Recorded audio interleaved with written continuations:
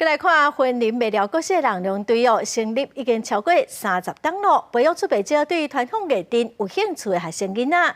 今年哦，麦寮国小参加全国教育传承杯，佮摕到国小人龙队的冠军哦。学校嘛表示讲会继续来提供资源，栽培囡仔，将人龙的文化传承落去。看这阵学生人龙同路过的趋势，就知影因的功夫底子真好。本年的麦寮国小发展民俗技艺已经超过30档，培育出真侪介意艺电的囡仔，带出去参加比赛嘛，常常得到袂歹的成绩。亲像学校的人龙队，今年就伫全国教育传承杯摕到冠军。因为练习的时间有很多，蛮长的，有的时候是1节而已，之后有的时候是2节。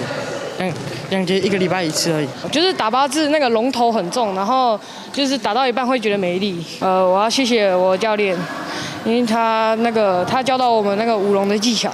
人咧讲，戏棚顶1工，戏棚卡3档。人龙队的学生拢是利用休困或者是休假的时间弥乱练习，才会当有今仔日的成绩。我们舞龙队非常感谢我们地方的这个麦寮拱饭宫长期的资助我们。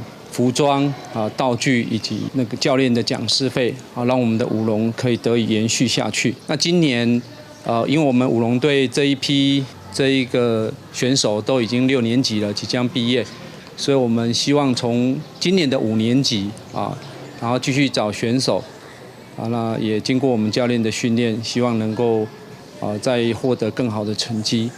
人龙艺电除了培养学生对传统文化的兴趣，嘛通学习团队合作的精神。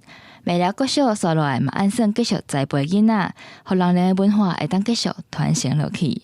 记者综合报道。